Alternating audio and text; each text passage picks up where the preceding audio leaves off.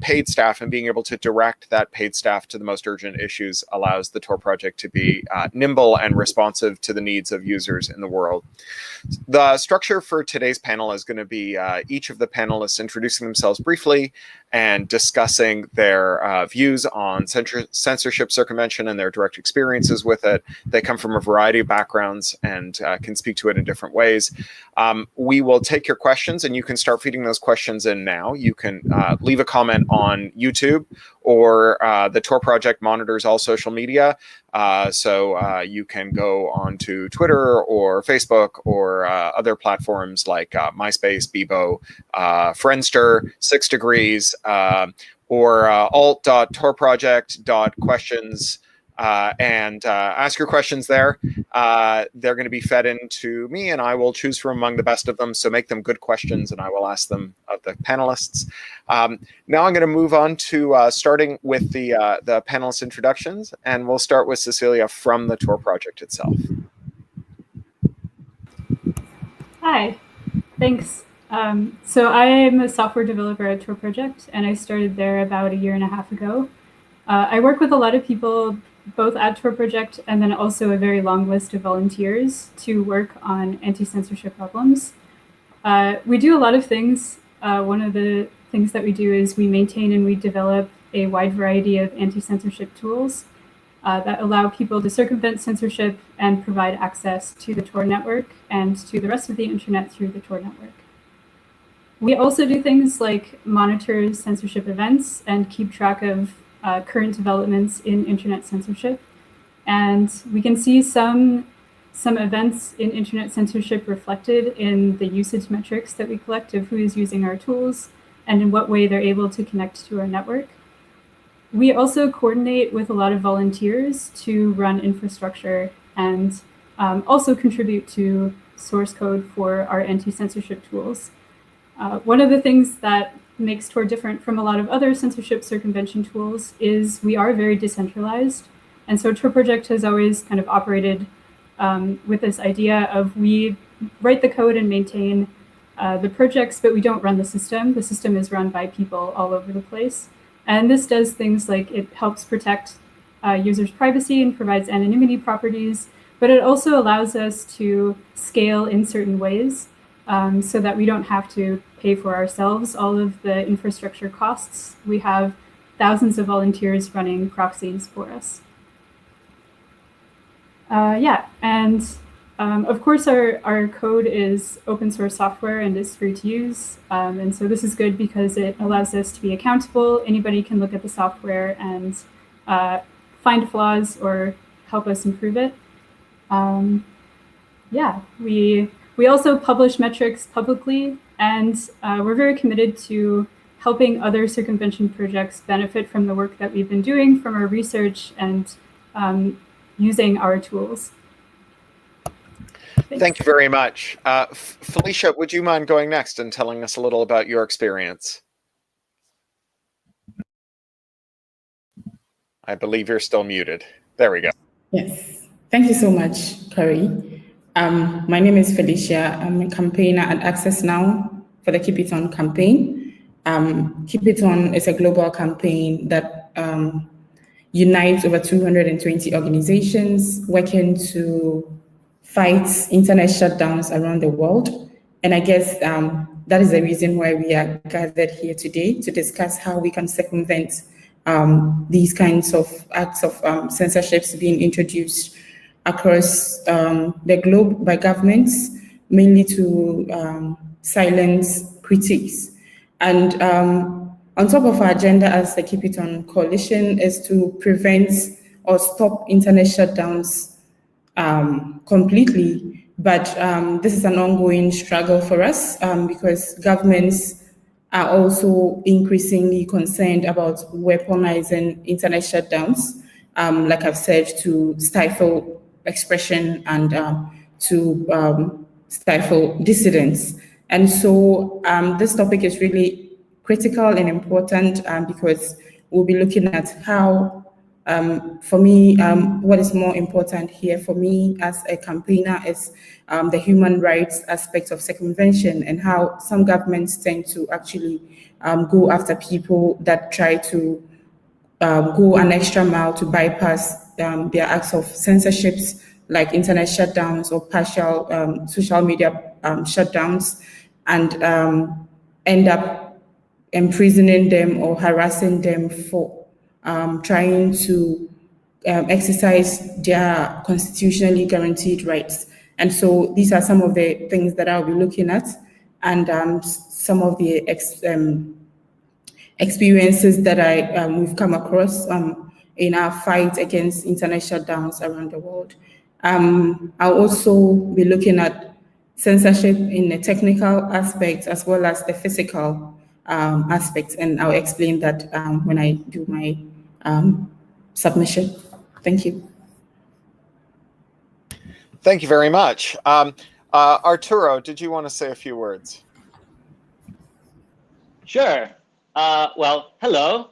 Hi, my name is Arturo Filastò. I'm the founder of a project called UNI, the Open Observatory of Network Interference. And this project actually started back in 2011 as part of the Tor project. And our goals with UNI is that of uncovering evidence of internet censorship and other forms of network interference all around the world.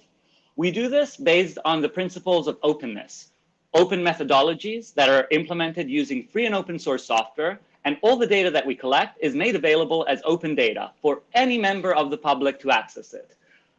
We've been doing this, as mentioned, since 2012, and since then we've collected hundreds of millions of network measurements from basically every country around the world. And the work that we do, I guess, is particularly relevant also to some of the other colleagues on this panel, because with the rich technical data that we collect with UNI, we can support, for example, the advocacy efforts of the Keep It On campaign with the work that Felicia is doing. We can also support, like the work that the Tor project and other censorship circumvention makers are doing, because we're able to collect evidence of how internet censorship is being implemented all around the world. We also have a growing network of partnerships through which we collaborate on various research reports.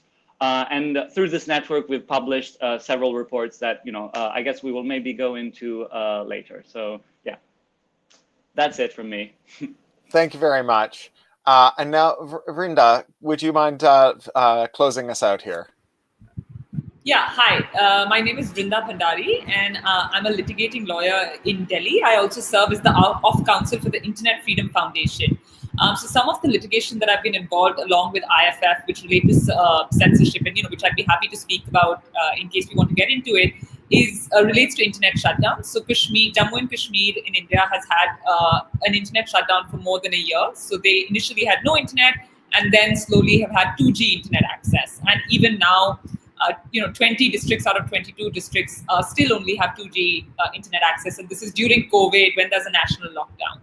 Some of the other work that I've been involved with IFF involves blocking. So the government of India recently blocked a number of environmental activists in the campaigns, which was against draft environmental impact assessment notification of the government, and so they blocked the websites of all these young campaigners, which actually just you talk about censorship and free speech and chilling effect. Like, we really saw that in action, because these are young school kids, college-going kids, and they were just really terrified by getting police notices, by having the internet, by having the website shut down, sort of not knowing what to do.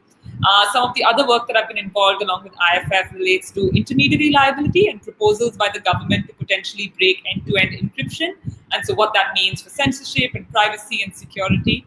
And as some of you may know, India recently banned a number of apps, Chinese apps, including TikTok. So that's led to a lot of circumvention. So there's been a rise of VPNs and the use of sort of trying to access TikTok through alternate means. So yeah, I'm happy to talk about any of these issues in India. Thank you very much. The subject of the panel is a bit of a tricky one, because I think we're all in pretty vigorous agreement that it's hard to enumerate real perils of censorship circumvention. So I've been kind of scraping the barrel here trying to find some. But I did want to dig into a couple of thorny questions. So I guess the first one is, do you think that there's a risk that if we give people a technical means of evading censorship, that it diffuses the political will to address the kinds of illegitimate choices that lead to censorship, that rather than having I mean, I know all of you campaign in the political sphere as well as in the technical sphere. Does it tip the balance too far? Do we just end up with people having the kind of old cypherpunk delusion that you can build a cryptographically secure demi-monde that lives alongside an illegitimate state, and so long as you and your friends are inside that cryptographic bunker, you don't have to worry about what's going on in the state outside of it? And anyone can answer that, of course. I'd like to take an attempt. I mean, maybe I don't directly answer your question, but I guess giving some context, and the reason I think, I guess unsurprisingly, I maybe disagree with the proposition, is that if you talk about how easy it is to circumvent, you have to see in a population like India, where there is already a huge digital divide, where there is some sort of digital literacy divides. Some people are easily able to circumvent censorship, whereas others may not. And TikTok presents an interesting example, because TikTok in India was really mobilized and popularized by the lower classes of society. So it was not seen as this highbrow entertainment. So the population on Twitter is very different from the population on TikTok. And a lot of the influencers in TikTok were from a different strata of society. And so there's actually been a lot of writing in India about how the banning of TikTok has affected, has this class component, which is maybe very particular to India. And so, if you look at these different classes, how easy it is to circumvent censorship, I'm not sure, these tools would be available to everyone. Of course, if you are from a marginalized class, you also have lesser political power.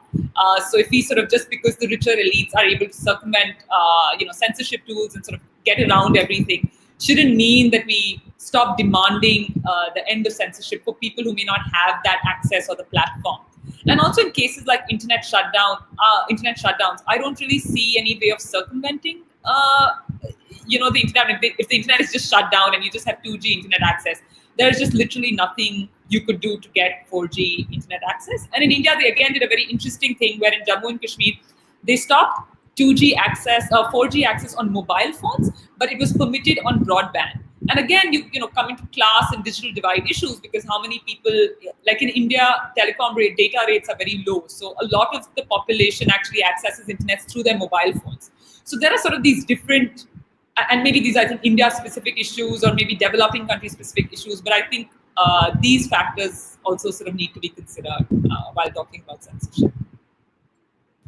Thank you. I don't know if any of the other panelists want to address that. Go ahead, Arturo. I would.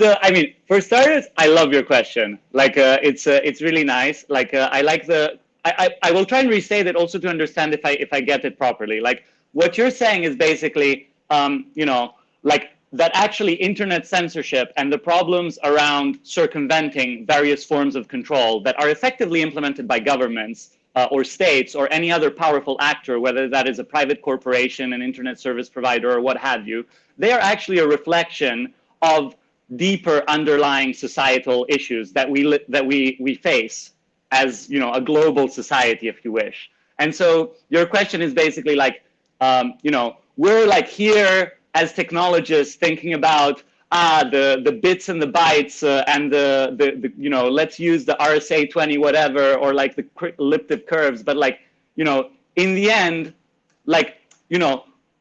how I interpret it as well is in the end, why are we doing this? What is our role as as technologists, as humans in the end in this planet? Why are we doing anything? And I personally, I come from a background where, I guess I came from the security sphere, and then I understood that, I could actually merge this with also other interests that I had about social justice and what have you. And it was sort of a marriage made in heaven sort of thing. And it is definitely a question that I ask myself all the time. What is in the end that we're trying to achieve? What is, and I think one aspect also, I'm maybe not answering your question, but maybe it's more questions. But it's also, let's say we do have this, these great tools to circumvent censorship. these great tools that allow all information to communicate, to like vehiculate in the internet freely, and everybody is hyper connected, like then what, you know? What happens next? And so, you know, I guess to address your question maybe more directly, what I can say is that I think, you know, the work that we're doing with UNI, for example, is that of, you know, with the Open Observatory of Network Interference, we observe, we collect evidence, some facts, some stuff that is happening all around the world. We catalog it, we analyze it, we perform data science on it. And then, you know, this informs us on what is happening out there, what is, you know, what is in the, you know, the global ocean of the internet.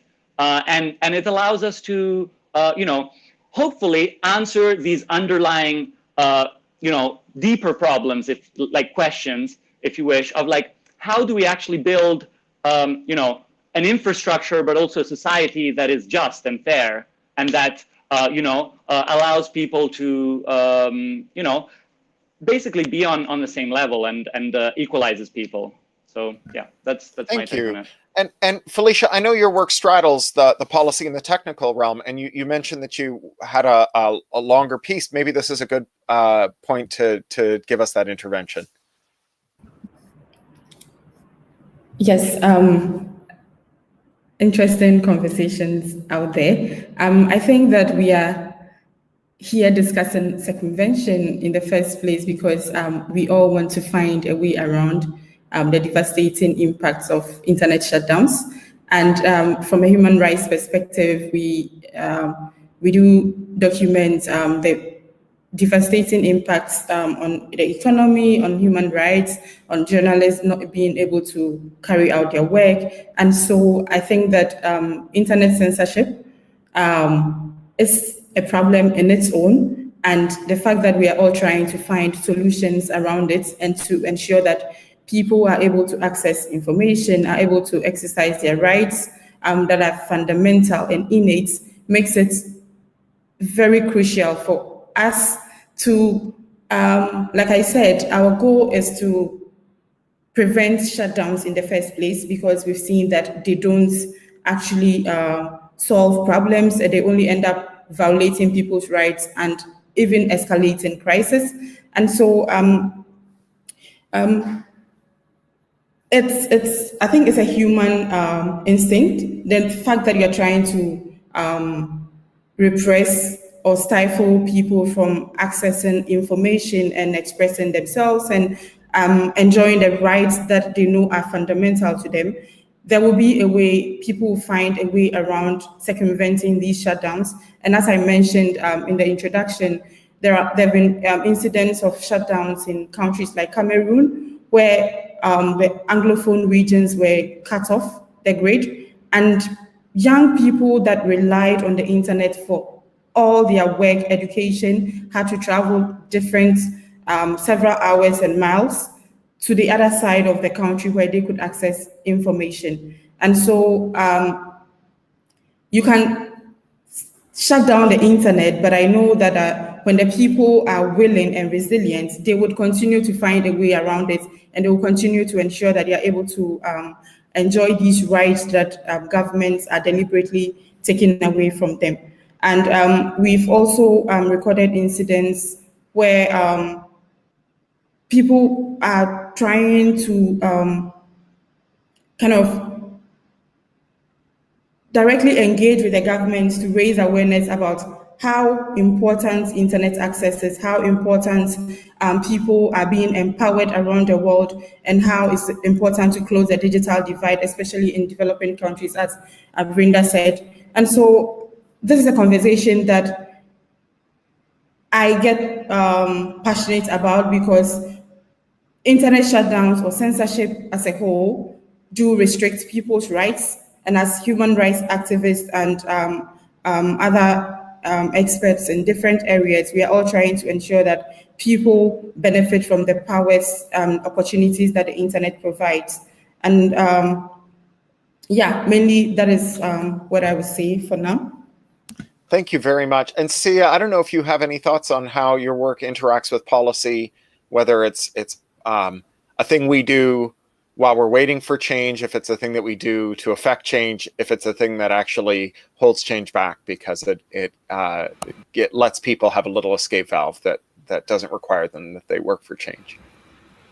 I don't think it holds policy back. I think the fact that people try to circumvent, and in my context, I would say that circumvention here, it's a very broad area for us. We do use other ways to ensure that governments will not shut down the internet, as we recently recorded in Togo, where activists took the government to court to ensure that people's rights were upheld. And the ECOWAS court ruled in favor of these activists and upheld the digital rights. The shutdowns that were introduced by the government in 2017 were a violation of the people's rights. And again, this same year in June, we saw the Jakarta court, district court rule denouncing the shutdowns that the government imposed on citizens. And so from a human rights perspective, like I said, circumvention for us is broad. We do use awareness raising to ensure that the governments understand that internet shutdowns have serious impact on people's rights, and to also let people know that you have the right to use the internet for your own benefit. And that is why we actually recently launched a podcast called Kill Switch. I'm sure some of you might have come across it. And it documents different episodes of the impact of internet shutdowns on human rights, how we use litigation to fight shutdowns. Circumvention is one of the topics that was discussed, and how human rights experts continue to document human rights violations, like journalists, like human rights activists, and many more others. And so for me, circumvention is not just the technical aspect, but all the policies, all the strategies that we put together to ensure that governments uphold the rights of citizens across the globe. Thanks. And Cecilia, did you have anything you wanted to add there? I like what everybody else has said so far. I think one of the things that I would just add on the end is, in the framing of your original question, this thing about having this like comfortable demi mode of people who are all using these circumvention tools. I don't personally see technology as a solution. To me, it seems more like we should be using it as a way to redistribute power or empower people to make the changes that they need to make. And I hope that we're useful at doing that. Yeah, you're definitely singing my song there. So my next question ties in well with another plug for the Tor project donations, because this is Bug Smash month, and they're specifically soliciting money to go towards addressing bugs in the Tor project. And again, you can go to donate.torproject.org to donate to that project. And defects in cryptographic code are pernicious and difficult to root out altogether. There's some interesting computer science theory that says that we probably can't ever have bug-free code. And even if we did, it probably wouldn't remain bug-free because, of course, Tor sits on top of other systems that we use, including browsers and operating systems that might expose Tor users to risks. And there are some risks associated with circumvention. I know that historically Tor has been at pains to try and explain to users the difference between privacy, anonymity, and circumvention. And I wondered if any of you had views on how those get blended together, how we can tease them apart. And we have a question from YouTube about what the risks are. You know, are there territories in which evading government circumvention carries very high stakes, as opposed to, you know, having your ISP shout at you for looking at something that was banned by their copyright block? Do you get rounded up, or your friends get rounded up and taken in and questioned by the police, or tortured, or even subject to extrajudicial killings? So does anyone want to talk about the stakes and the difference between privacy, circumvention, and anonymity?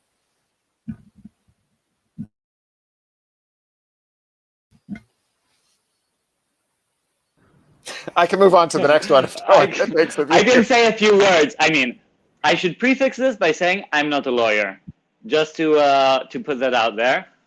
That said, I mean, as my colleague Maria also was replying in the chat on YouTube, the risks associated with using circumvention tools varies greatly and significantly from country to country. So unfortunately, it's not really possible to say, you know, in general, like the risks are this.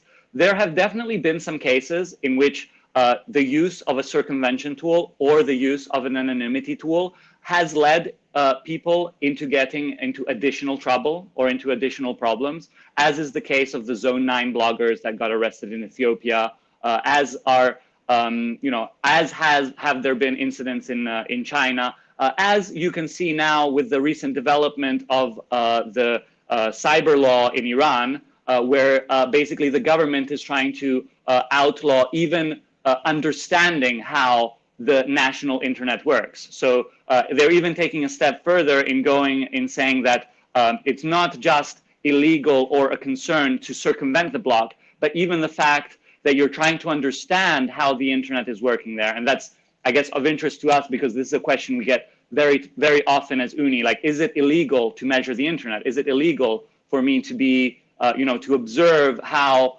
network interference is implemented around the world? And, you know, our answer is usually, yeah, it depends. And like, my advice would be that if you have these sorts of concerns, you should probably reach out to your local community, like whether that is, you know, a local digital rights community, whether that is a local trusted lawyer, or, you know, basically try and find some information that's specific to the context that you find yourself in order to better assess the risks that you might put yourself in when using tools like this. And to add on, I would say that in as much as we do recommend these circumvention tools, I think we should also, and the individuals that rely on these tools to bypass some kinds of shutdowns should also ensure that they don't just download these tools just because they are accessible, but they should look at the privacy and the security settings, as well as the recommendations being provided by these providers or service providers to ensure that they are not endangering themselves. And that is why we have our digital security helpline. It's able to review these circumvention tools and recommend them for us when we plan campaigns around internet shutdowns. And to add on to the risks, we've seen in countries like, so even though this one in Myanmar is not directly the use of circumvention tools, but a prominent poet and activist is currently being persecuted by the government because he organized protests on the June 19th, which marked the 1-year anniversary of the shutdown ordered by the government in the Rakhine and Rakhine states. And other individuals were also sentenced to up to 3 months in prison in Myanmar as well for speaking out against this internet blackouts. And then we've seen incidents in, I think maybe, I don't know if Virenda would want to speak to that, but there were reports of people being arrested and assaulted for using VPNs in India, especially in Jammu and Kashmir region. And there was an incident where a minor was actually accused or alleged to have misused social media, and his offense was because he used VPN to bypass the restrictions imposed by the government. Yeah, I mean, I think to add to both what Arturo and Felicia said, apart from, just the law, it's also important to look at the general political context and the enforcement of the law. So, the law may say one thing, but how it's enforced is sort of another thing. And I think those are also considerations to look at because, like in India, another raging debate is, so WhatsApp is one of the most popular modes of communication in India because, it's a secure channel and, it's sort of, it's end-to-end encrypted. It's also very cheap and easy to use. But there's now been a raging debate about whether group administrators are liable for information posted on the WhatsApp group, right? And so it's not directly related to circumvention, but but it sort of again speaks to this larger idea of, can you ever be held liable? Can the police just come up and say, oh, you're misusing the VPN, we're now going to arrest you, we're going to take you inside for questioning? So many times what happens is, like even in the incidents that Felicia mentioned, it may not lead to an eventual criminal prosecution, but the actual, just the police coming in, questioning you, taking you to the police station, maybe keeping you, in custody for a night or something, all of that has a real chilling effect. And so then it, beyond a point, maybe it doesn't even matter what the law says, because the way it's enforced or the arbitrariness around the enforcement also sort of, I think, should inform the use of circumvention tools. Because I don't think as a lawyer, I could just say, oh, if the law is saying that X, it's fine to circumvent, that's fine. Because I think law is often arbitrarily used, and, you don't really have the remedy to go to court and, challenge that one-day detention or challenge the police taking you into custody. So I think that's also just a context in which one should remember. And I beg your pardon. Cecilia, when you're thinking about these engineering questions, do you think about how users frame their Tor usage in their minds as and whether they make these distinctions between anonymity and privacy and circumvention? Yeah, so at Tor, we definitely believe that anonymity is important for keeping users safe. I will say that it's not, a complete, it can't keep users totally safe, of course. But just from the perspective of, as opposed to using a VPN, having that service able to connect who you are and which websites you've been visiting, the anonymity properties from Tor can provide some safety to users in that way. But as the others have mentioned, and as Arturo mentioned, it's still very difficult for me to say the degree of safety that people have using Tor in places where the usage of Tor circumvention tools or connecting to the Tor network seen locally can cause problems for people. And I think it's really showing here how important it is to have these communities and advocacy groups working also to solve these problems.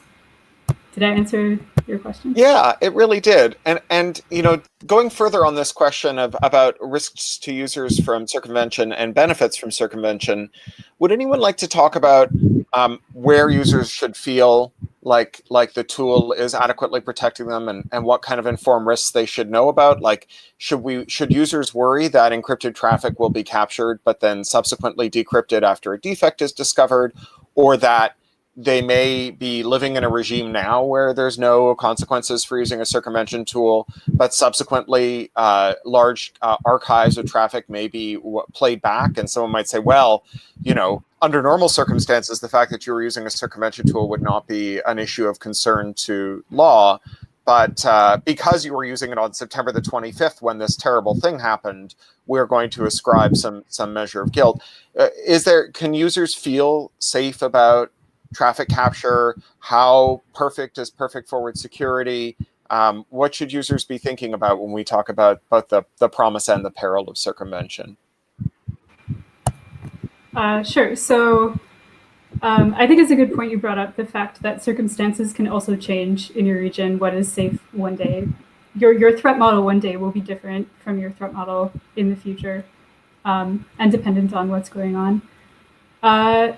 Yeah, so a lot of times it is useful to think about this in terms of threat modeling and like what exactly you're worried about being leaked and who you are worried about finding out this information. I would say, like, the cryptographic properties of Tor are very strong.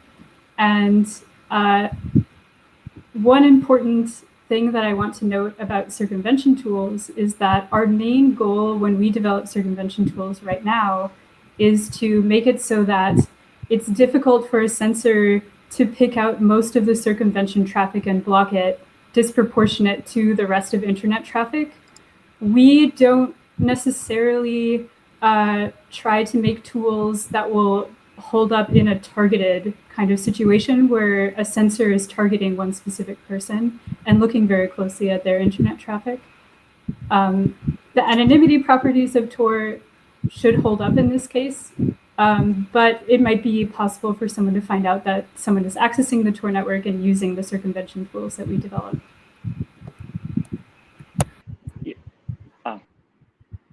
No, Arturo, I'll go after you. That's fine. Okay. No, I just wanted to say, I think the question you raised, Corey, is really relevant, and I think it's a real concern. And I think one of the things that we should look at is, I think in many countries around the world, and especially now, like even Australia has passed law, countries are mandating decryption. So they're asking intermediaries, to conduct decryption as long as there is technical possibility of doing so. And, so the law may depend or sort of change depending on the country.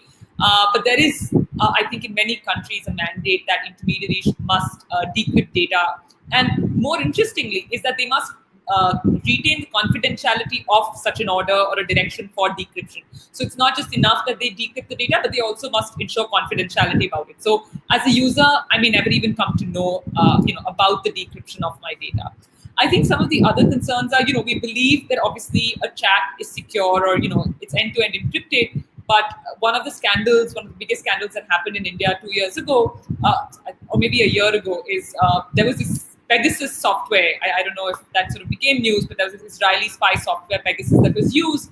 And a number of dissidents, like human rights activists and dissidents in their phones were, and their WhatsApp communication was essentially hacked. So it's not like there was any decryption, but just like they got a forward message or they got a missed call. And just by even sort of accepting the missed call or even rejecting the missed call, people were able to hack into the network. So I think that's, we believe that these communication platforms are completely secure, but I think we should operate on the assumption that they're not.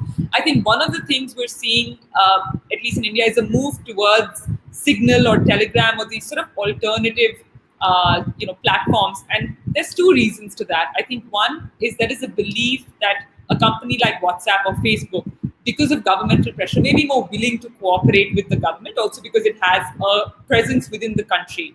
Whereas a Signal or a Telegram is sort of not housed within the country. They don't have any servers here. There's no presence here. So it's much harder for them to cooperate with law enforcement. And so, that's sort of the concern that the law enforcement agencies keep on raising all the time.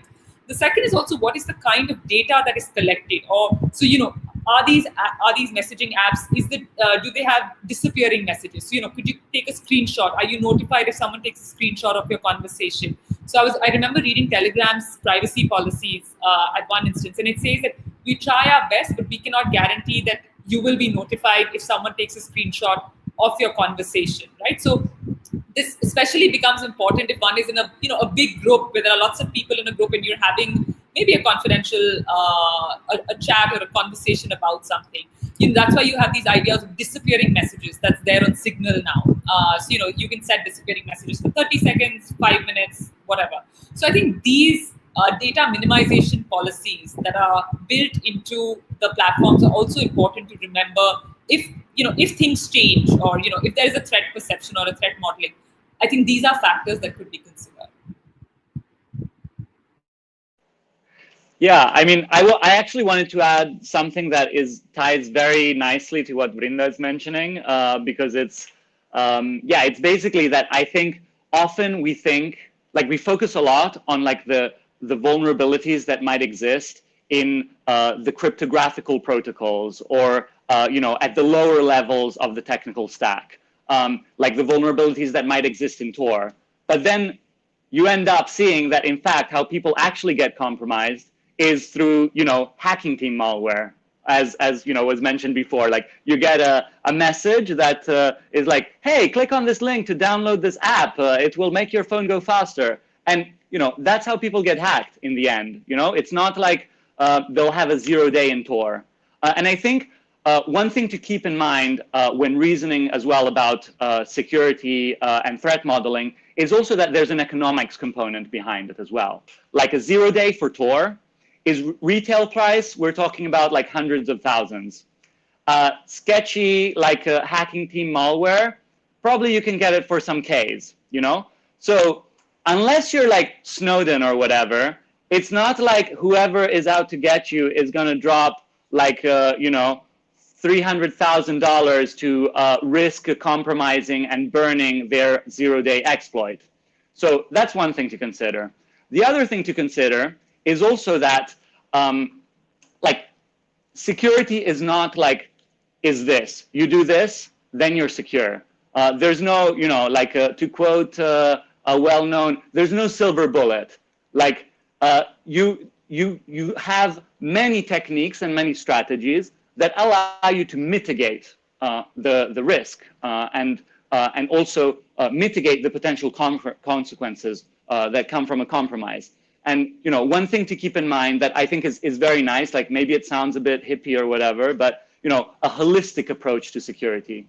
It's not like you just focus on installing all the right apps in the right order, or like doing the crypto dance with the right way. There's like much more to security, and oftentimes the ways in which compromises happen is like in reality like through simple things. Like there's more to security than just the technology like Tor, than computer security even. There's also physical security. There's like a whole field of like different things that you should be, if your threat model is such, like if the types of things that you are doing are things that if your government or some other parties were to learn about them, you would have some serious consequences, are things that you should also take into account. And just to link this also to what I was mentioning before, like I cited this case of the Zone 9 bloggers getting arrested in Ethiopia.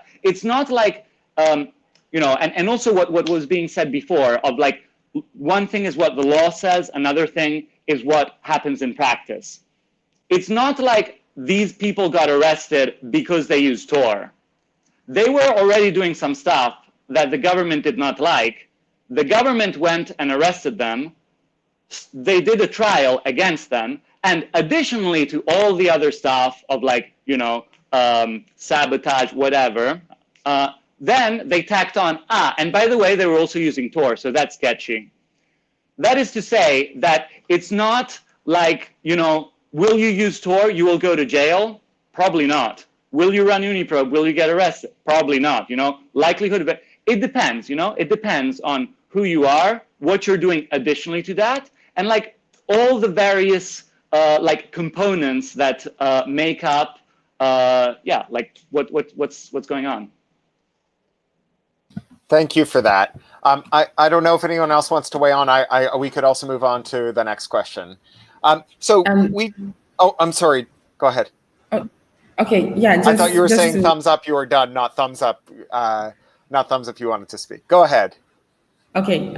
Just to add on to what everyone has said, and I like Arturo's conclusion. Yes, I think the risks that come with using these tools, we find them in countries where the government deliberately wants to go after people trying to use these tools to promote work. And in work in this context, it's what the government doesn't want to be promoted. And so they tend to go after people, arrest people, harass you for trying to let the world know what's happening in your country. And that is why when they impose some kinds of restrictions like partial or complete shutdowns, and you try to circumvent, then they get irritated and then they come after you. So the risk, I will say that using technology in itself is a risk.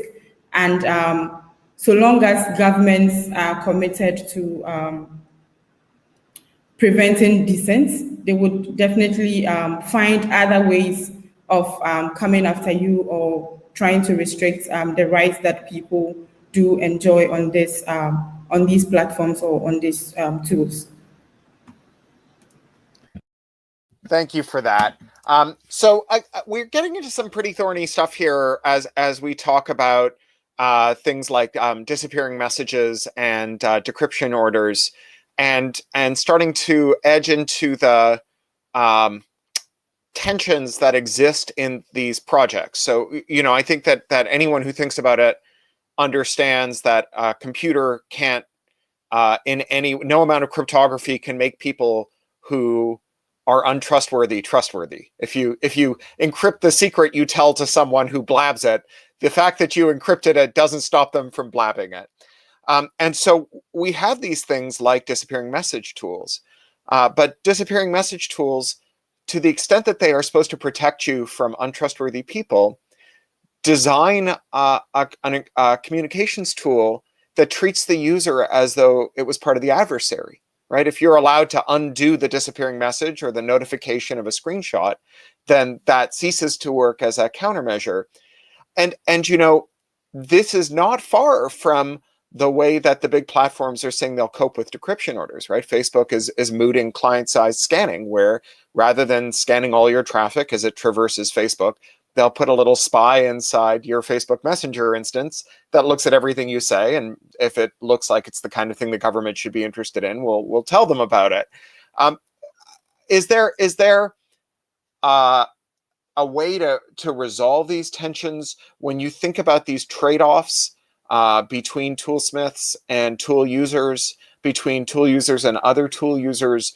Do you have a mental model that where you go, well, it's legitimate for a disappearing message tool like Signal or Wicker or any of the other ones that do message disappearing, it's legitimate for them to have some kind of tamper evidence so that other users in the network can know whether the tool on the other side is acting the way that they think it is. But when it's Facebook Messenger, you should be allowed to modify it, or GB WhatsApp, which is a mod of WhatsApp that lets you circumvent some of Facebook's limitations. Then that's illegitimate, or does it always depend? And what would you do otherwise? Because we do have a question here from a viewer asking, like, what's coming down the pipeline? What could we do that's not all of that? Is there another way? Yeah, I mean, I guess what you're going about here is like a bit the duality in a way with respect to at the same time having control over your handset and like being able to run arbitrary code on your computer, and at the same time being able to like inspect it, but also inspect some other person's computer. So I think it's a really, I don't know if I'm explaining it well, but like it sounds to me like a really hard problem to solve.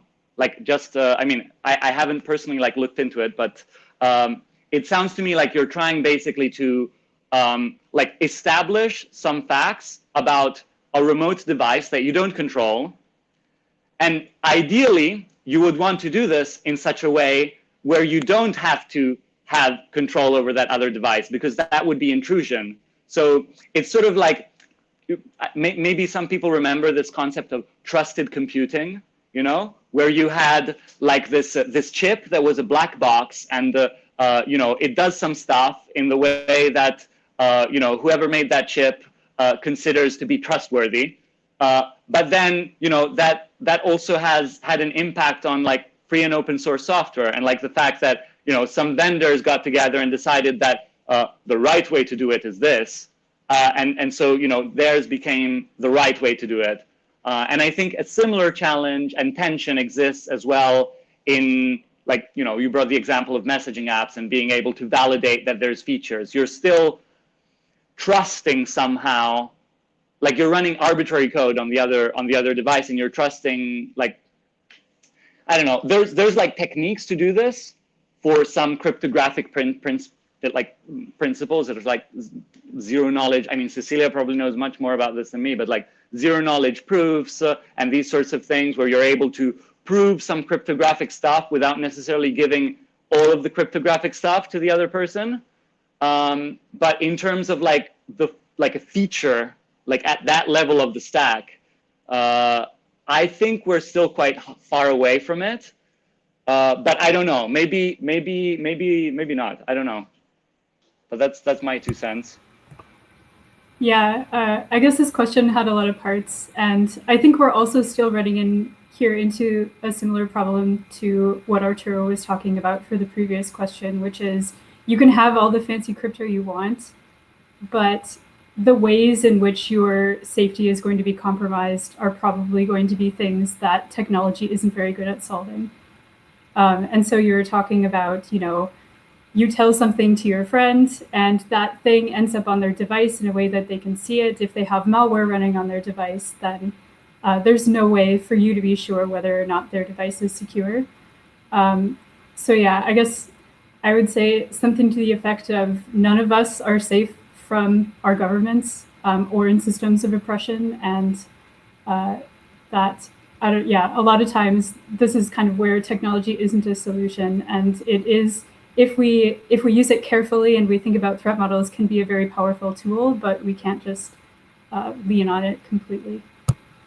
And then the other part, I guess, was about how much control people have over the features that their tools have, I think, which is a really interesting discussion.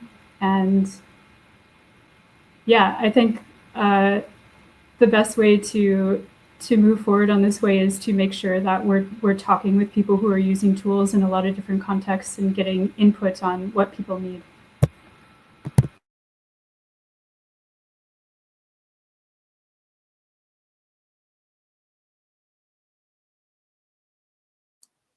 If no one else wants to jump in there, there are some more questions from the audience that may be less abstract and thorny than mine. There's a very practical one. How do the different projects coordinate among themselves? You're measuring, you're circumventing, you're advocating and analyzing, sharing data and coordinating is hard. What parts work, what parts don't work, and how's it look behind the scenes? I think this question is for me. Okay, I would say that the Keep It On Coalition is a very good coordinated strategy where we have all the diverse stakeholders working to end internet shutdown. So we have the measurement community, we have the human rights activists, and all stakeholders interested in stopping internet shutdowns. It's a very well coordinated campaign because we do work locally with organizations based in countries of interest. That is to say, where there's an internet shutdown ongoing, we ensure that we are able to work with the various organizations on the ground to be able to report and give us the context, and then given the impact of internet shutdowns, and we know that coalitions or networks do add or amplify campaigns that are started on diverse issues. And so once we are coordinated on this front, we are able to speak one voice, we are able to send a message across to the various stakeholders that we want to react to such campaigns, and then we do get feedback. Sometimes we do not. We keep trying and keep fighting until we are able to kind of achieve our goal. For instance, with the ongoing campaigns, we do engage the individuals that are experiencing the shutdowns. We do document the impact of these shutdowns, highlight them in our conversations with stakeholders that we know are able to intervene in such cases. And so it's a holistic approach, I would say, because we do involve the individuals that are on the ground facing the problem, and making sure that we capture and document how these shutdowns are impacting them. And then we do engage the local, national, regional, and international stakeholders to ensure that we all work towards ending internet shutdowns across the continent. And we need each and every diverse member in the coalition, because we need a measurement team to be able to document the evidence to back our arguments. We need individual stories to also serve as evidence when we go to the courts to say, okay, these are the impacts of internet shutdowns on people's lives. We need the UN to understand what's happening on the ground, and to also say that, okay, it's not okay for a government to decide to shut down the internet because there is upcoming elections, or on elections day, or people are protesting against policies that are not favorable to them. You're muted. Yeah, just to add to what Felicia said, because we've sort of benefited, from the Keep It On campaign. So how it works both like sort of at a national and an international level, at least like from my experience. So one of the advantages of having an international coalition is if you want, research in a specific area, if you want, help on say looking at, how some country or some courts have looked at a certain issue, or if someone has conducted a similar litigation, because the issues are similar and to some extent the broader principles of law are also similar. So I think, one can always reach out to people on the campaign either individually or, you just send a general email and, you've connected with people. So sort of we have benefited from that. People have also contacted us to learn about our experience. So that's sort of at the international level how it helps to just have a coalition that's diverse and where people have had different experiences in litigation. And then at a national level, in trying to build a litigation or, looking at strategic litigation, one of the things that we have sort of really started doing is trying and relying on expert reports. So, for internet shutdown, one of the things we tried and relied upon when we filed an expert affidavit was to demonstrate to the court the difference between 4G and 2G. So, like, what does it mean in today's day and age to actually have 2G internet, right? Or, so, you go to a WHO dashboard, how easy is it to download information? How long does a video take to stream? So, to make it real, because I think beyond the point, we don't really understand what 2G means. So I think sort of having expert affidavits, we also filed another affidavit where people from Kashmir gave their evidence, sort of gave their experience, so that we could also bring that human-centered perspective to see this is how it's actually affecting people on the ground. Along with that, some of the other strategic litigation tools that we have are like, you file right to information requests, which is like the FOIA requests in the US. And you try and get answers from the government on many of those questions. So I think that technical evidence is something, especially in law, because judges and lawyers are not often up to date with the latest, how technology works. And another interesting example is there's this idea of, whitelisting various sites. So one of the things they do quite often in India and in many other countries is they'll, you either blacklist sites or you whitelist sites. And so the government in Kashmir initially, had this complete blacklist, and then there were certain sites that were only permitted. But you'll only have the main site permitted, right? So, but you won't have all the internal pages and the embedded links, etc. Those don't actually get whitelisted. And so when you actually try and open a whitelisted site, you often can't actually open the entire site. And so I think just trying to explain to the court that it is a bit more technical and it is a bit more complex than you imagine. So I think that's how we've at least conducted litigation in India, both sort of taking experience internationally and nationally. Thank you very much. Well, we're headed into the home stretch here, and we have a very practical question from the audience as well. What have we learned about censorship across countries? What actually works best? And what should we be suspicious of?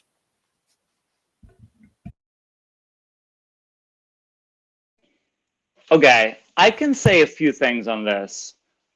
So actually, I will say a thing that maybe is not directly the question, but I think is more interesting than the question. So I think that an interesting trend that we have seen that is connected, I think, to this topic of like the good and bad and like trade-offs and things that you might not expect to be as they really are, So one thing that has been interesting is that, as many of you know, probably, through the excellent work of the Electronic Frontier Foundation, we now have this thing where everybody is able to install a TLS certificate on every website. This means that many websites that previously did not support HTTPS now support HTTPS. And this thing, if you look at the charts for HTTPS deployment everywhere in the world, it's been going up. And this thing, what it has done is it has opened up also new avenues for circumvention. Like you see the thing of domain fronting that worked for a while until it worked. You have, it opened up some areas, but it also created unintended consequences, I think. And the interesting thing is that we've been seeing this with UNI data, that the use of block pages has started to go down. So previously, a censor, what they would do to implement a block is that they would configure, let's say, HTTP transparent proxy. So this is some box that sits on the network. It intercepts all traffic. And then when it sees traffic that is naughty, instead of returning the legitimate content, it returns the content of a block page. People might be familiar with it because they see, court order, blah, blah, blah, says that this content is restricted in your country, okay? This is what you will see in places like India. It is things that you will see in places like Iran. It is even what you'll see it here in Italy, where I live. So, it happens everywhere.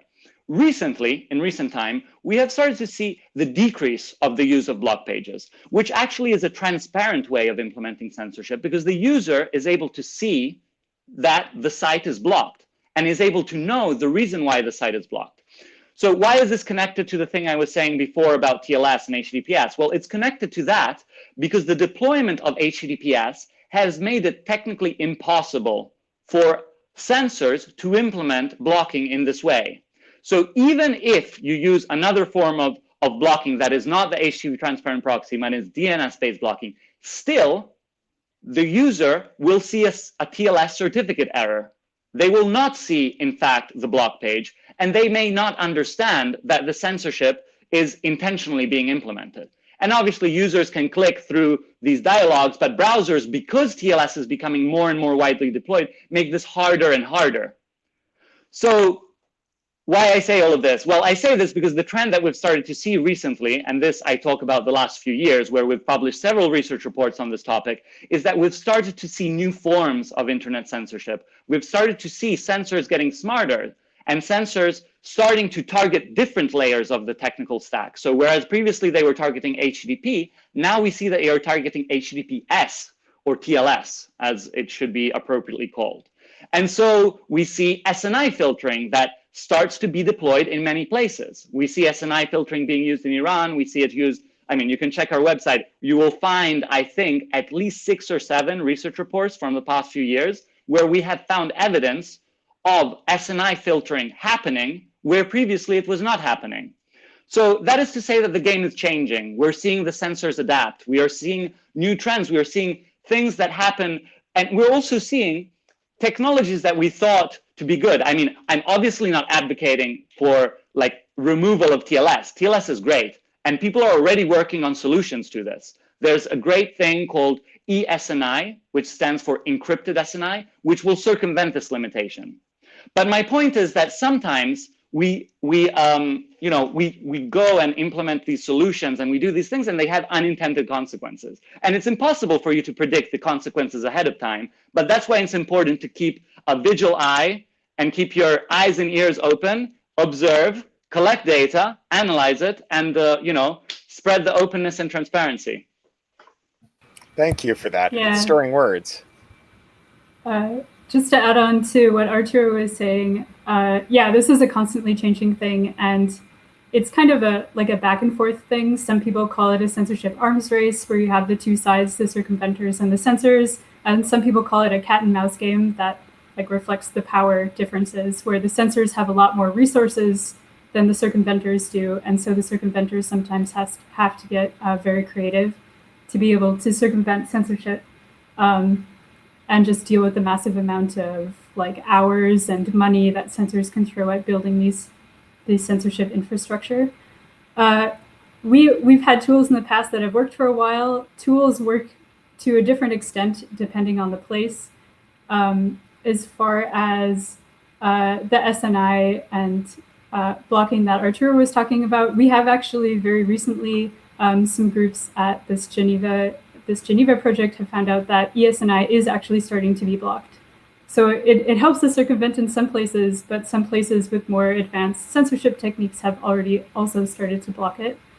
There is also a dynamic between large internet service providers and hosting services and censors, which is something that we saw with domain fronting, where the idea is that if you're running your circumvention tool behind a large organization like Google or Amazon, that censors will be unwilling to block it. And we found out that censors weren't unwilling to block it, and that in fact they only needed to block it for a short period of time before these large companies decided they didn't want people using circumvention tools behind them because they were losing out on all these customers. So there's a lot going on here. There's a lot of government policy decisions, and there's a lot of ways in which it interacts with companies that are making money off of internet content and services. And yeah, I guess, so we have like several challenges, and another one of the challenges is that we find out that a lot of our proxies that people are using to circumvent censorship are being blocked.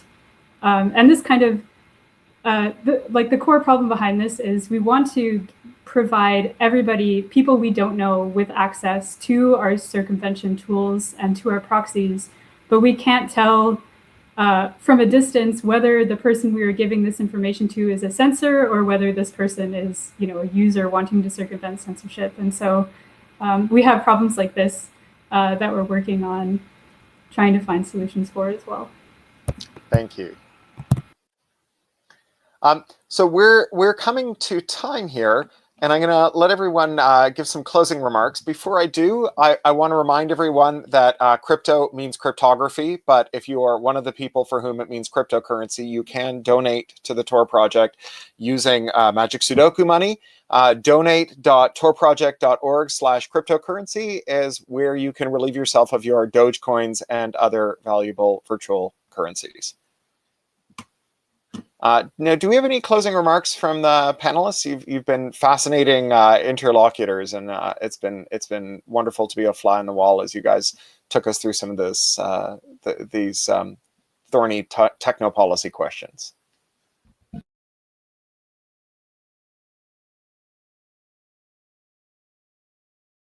Okay, I will go first.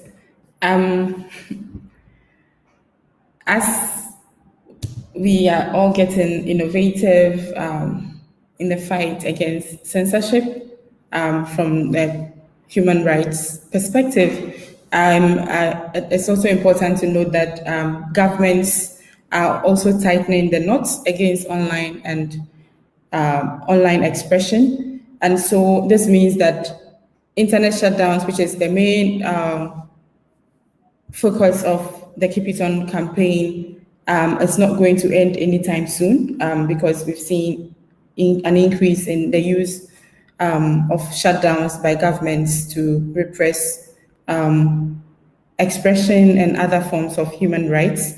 And so it is crucial for us to all remain coordinated and innovative, but more importantly, we have to remain resilient in pushing back against these acts of censorships being adopted by various governments, in particular, to guard their citizenry. And I always say this, and I would like to say it here again, that you don't have to wait till you experience an internet shutdown before you start defending the internet. You have to start now. And so I would like to entreat everyone listening to join the fight against internet shutdowns by visiting our website to learn more about the Keep It On campaign. And our website is www.accessnow.org, or you can send your queries to Felicia@accessnow.org, and we would provide more information about how you can support or join the fight against internet shutdowns globally.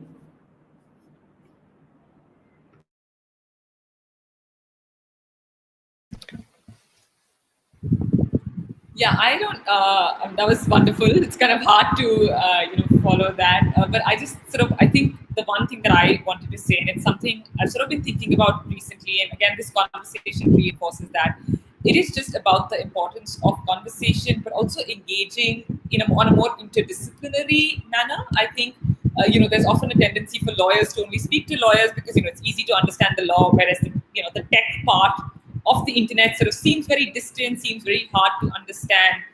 And I think often for technologists, the law is this mysterious black box. And I think, I just think the value of conversations, it is really important to understand how technology works, because the easier it is to understand that, the easier it is to explain it to, to courts and, to the general public. And I just think, having a more interdisciplinary approach is really important. Again, this conversation, I learned so much today. There were, many questions when you were asking, I was like, I have no idea, because that's just so outside my area of expertise. And so that's what I feel is really important, just to have those conversations and to keep them going, both nationally, but also I think internationally.